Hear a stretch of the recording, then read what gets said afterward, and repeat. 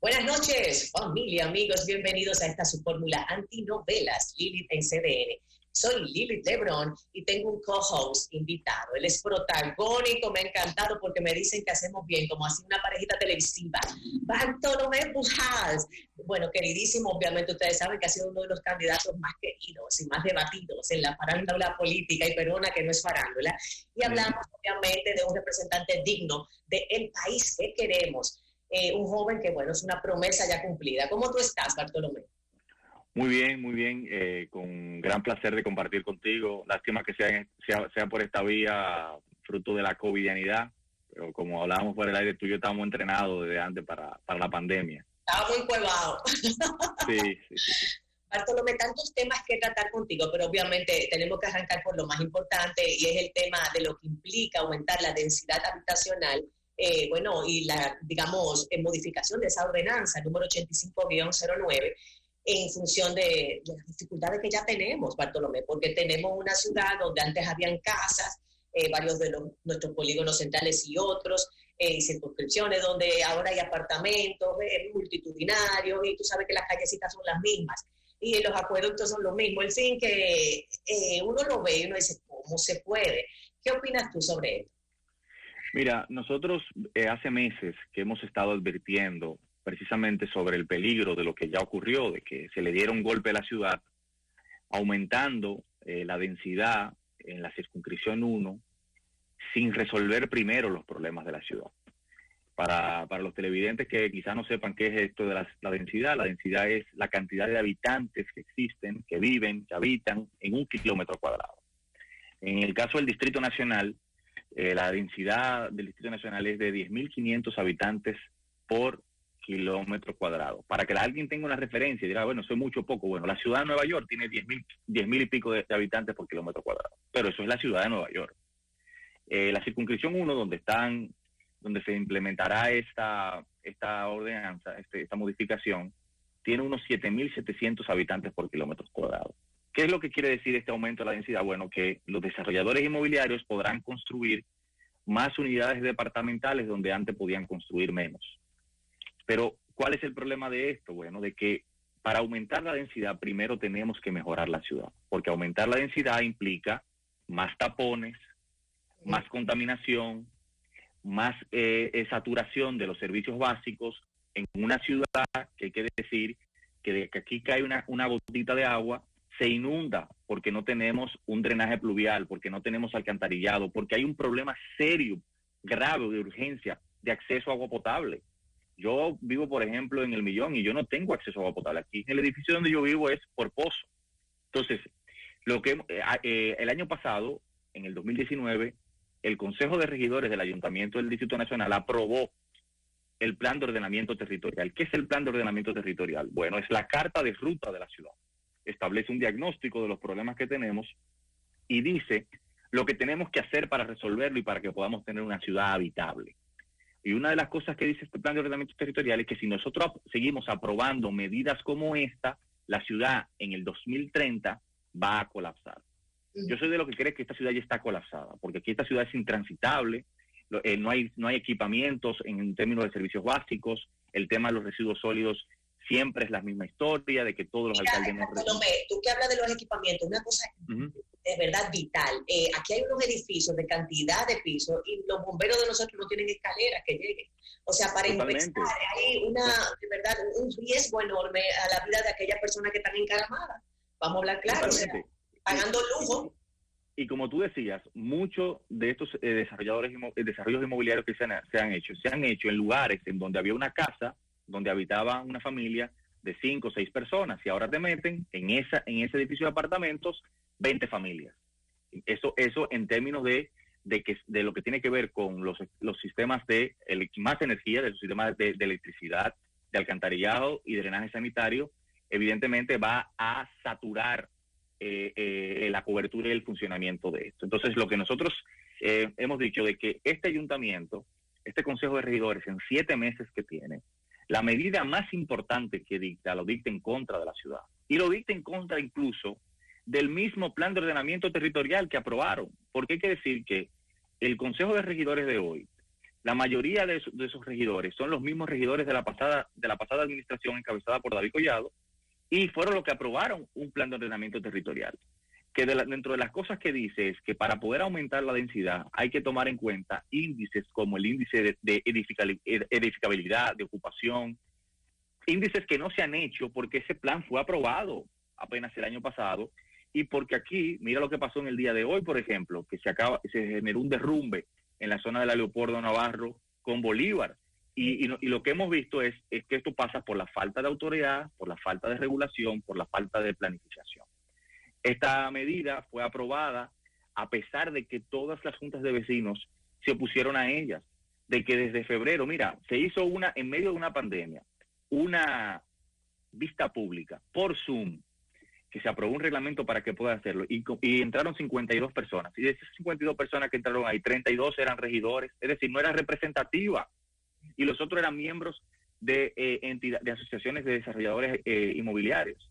Entonces, contrapelo de todo lo que la gente se ha opuesto, por lo menos la ciudadanía organizada que está más atenta a este tipo de cosas, el Consejo de Regidores le dio un golpe a la ciudad, y por eso yo siempre dije durante la campaña de que del problema de la ciudad de Santo Domingo es un problema político y no un problema técnico. Y esta situación me ayuda a ilustrar bastante bien a la gente esto. ¿Por qué?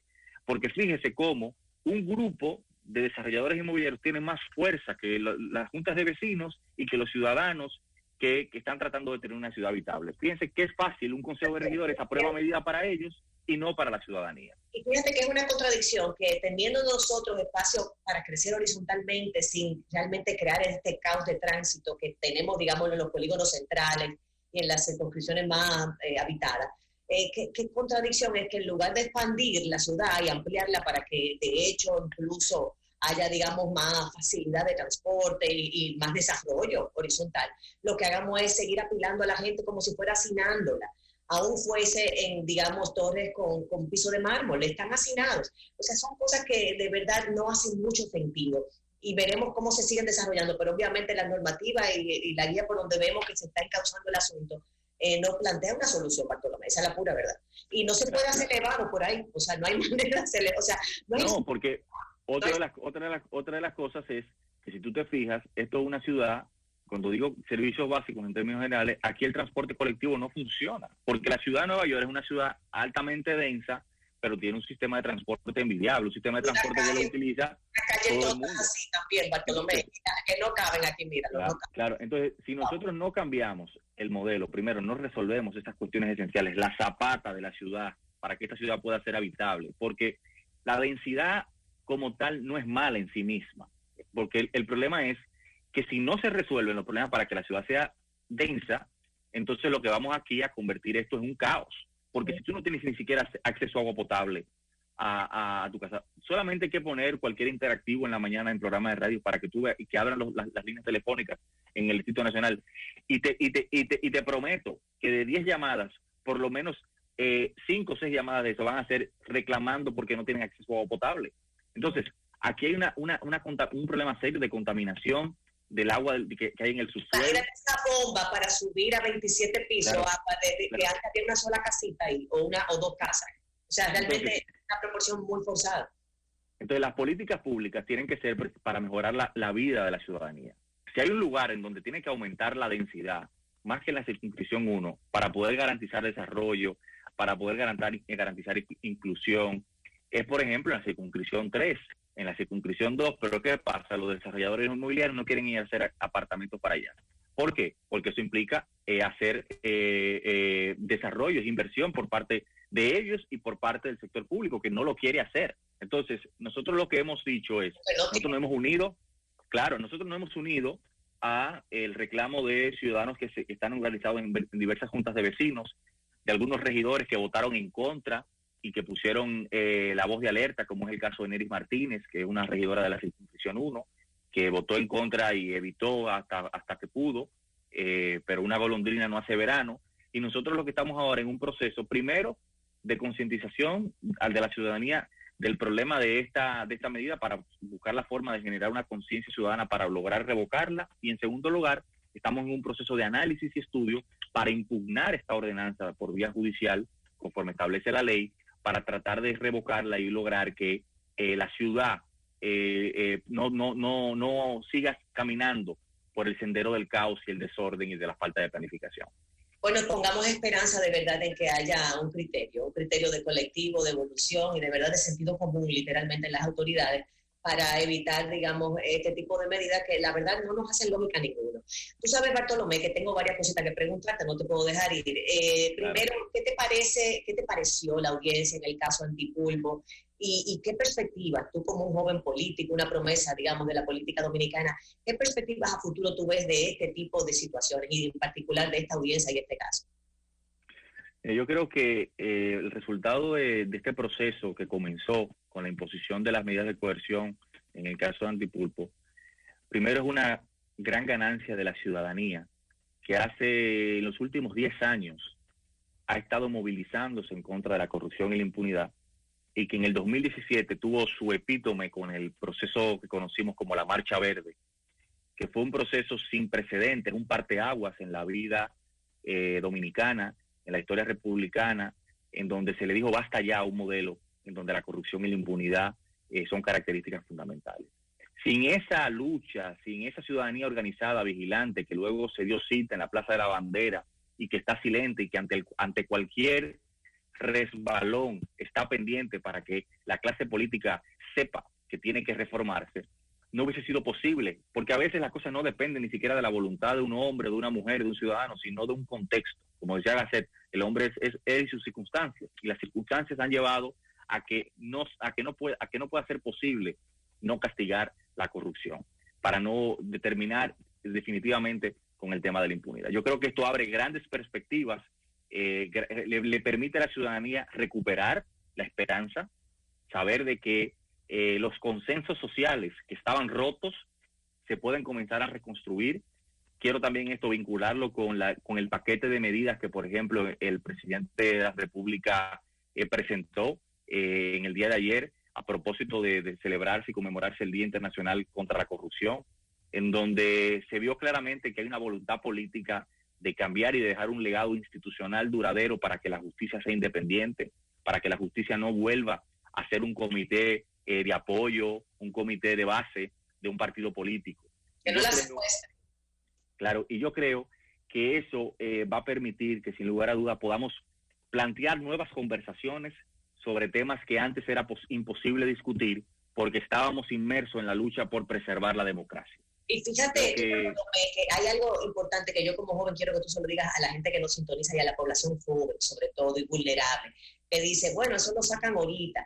O sea, la pura verdad, para manejar, como lo decía doña Milagros Ortiz Bosch recientemente, para manejar realmente el flagelo de la corrupción, necesitamos institucionalidad y penas y consecuencias, un régimen de consecuencias, porque si la gente le pierde la confianza a la consecuencia, entenderá que puede delinquir sin mayores, digamos, vuelvo y repito, sin mayores, digamos, reparos. Y de verdad, seriamente, yo espero que el pueblo, no con ánimo de circo, literalmente que no, que el pueblo sí pueda percibir que hay una justicia que de verdad castiga el que prevarica del Estado, porque seriamente estamos pagando la clase media, Bartolomé, que es la gente que va a la Plaza de la Bandera en mayoría, una clase media de muchos niveles, óyeme, está trabajando duro y no le da ni bien para cubrir la canasta, ni pagar la escuela, tiene que ser privada de mí. O sea, es una clase media que estudió golpeada, muy pocos resultados y que tiene que pagar mucho impuesto. Y un impuesto como el ITEVI que no es igualitario ni equitativo tampoco. Entonces, claro, tengo que contar con todo. O sea, es en verdad un momento de mucha transformación. Se necesitan, digamos, resultados en el ambiente de justicia y también en la política impositiva y en el manejo, digamos, de esa clase media. Yo le pondría muchísima atención a la clase media, literal, porque está bien golpeada y frustrada. Yo creo que sí, que como tú dices, mira, la democracia es una promesa de libertad, de felicidad y de prosperidad. Y lo que estaba ocurriendo era que nosotros, cuando tú vives en democracia, porque se supone que tú viviendo en democracia entiendes que vas a tener posibilidad de desarrollar tu proyecto individual, el de tu familia, en el colectivo. Y esas son las razones por las que uno obedece, pero llega un momento en que dice, bueno, pero esta gente que uno eligió se agencia privilegios para ellos, rompen las normas que establecimos, ese contrato social que nos rige. Y yo lo que creo que hay derecho a ser escéptico, porque la clase política, la vieja política nos ha fallado muchas veces, pero yo creo que el diablo está en los detalles. Y cuando uno verifica los detalles, por ejemplo, de un proceso como este, a diferencia del proceso de circo que fue el de Odebrecht, por ejemplo, te lo digo como abogado, cuando salió la medida de coerción y luego la acusación de Odebrecht, yo inmediatamente dije con dolor que ese proceso se iba a caer, porque fue un proceso organizado para garantizar impunidad. Ahora, cuando yo vi esta medida de coerción, que la leí, que pude estudiar, que pude verificar en la dimensión y la magnitud de esa investigación, me di cuenta de que real y efectivamente aquí hay una voluntad política para llevar esto a las últimas consecuencias. Tú nunca has escuchado que en un proceso judicial que tenga que ver con corrupción se haya mencionado tanto la figura de un expresidente de la República con nombre y apellido y la figura del Poder Ejecutivo. Eso deja claramente una señal de que aquí no va a haber borrón y cuenta nueva. Ahora, eso depende, ¿saben de quién? De nosotros los ciudadanos, de que tenemos que mantenernos vigilantes, de que tenemos que mantenernos mirando a que la clase política haga lo que tenga que hacer, porque si no, volveremos a las calles. Y yo creo que esto es un momento de entender que se están dando pasos en eso. Yo me siento bastante...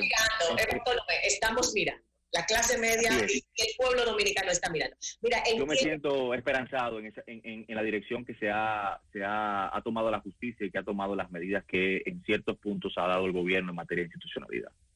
Bueno, mira, Bartolomé, se nos va el tiempo, pero quiero que me digas un sí o no para cerrar. ¿Estás de acuerdo con la medida de, digamos, reducir significativamente al 50% las asignaciones a los partidos políticos fruto de esta crisis que estamos viviendo? Sin lugar a dudas. Y la vieja política que se está oponiendo a eso le va a pasar el pueblo factura porque está desconectado de la realidad.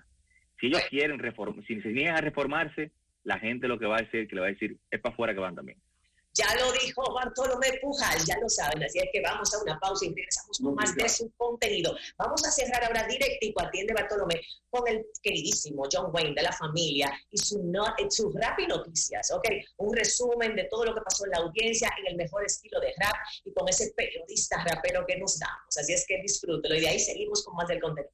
Esta semana se conoció medida de coerción sobre los funcionarios acusados de corrupción. 3 días de audiencia, eso fue una exhibición. Lo del pulpo fue el toque de queda de la nación. El Ministerio Público llevó 6 cajas de prueba. El contrato alcanzó, eso era un sálvese quien pueda. El juez dijo a la defensa, no quiero cuento ni leva, sea breve que no hay permiso para el toque de queda. ¿Tienen miedo? Lo voy a llevar inicia el 2x1 que como Santiaguera va a trancarlo 1 a 1. Mientras pasaban los días, más subía la presión. Lo acusado con mareo, azúcar, hipertensión. El abogado de Fernando Rosa habló hasta de Nuria, que este proceso lo que ha sido una injuria. Alexis Medina habló hasta bonito, pero el juez no cogió eso y lo metió preso igualito. 3 meses para Aquiles Christopher, para Pagán, José Santana y Suriel, eso también lo trancaron. Fernando Rosa, Alexis Medina no puede faltar, y a Magali y a Freddy Hidalgo, para su casa lo mandan, pero pagando 10 melones. ¡El bozo fue el Tecachi! A mí tampoco me gusta esa diligencia.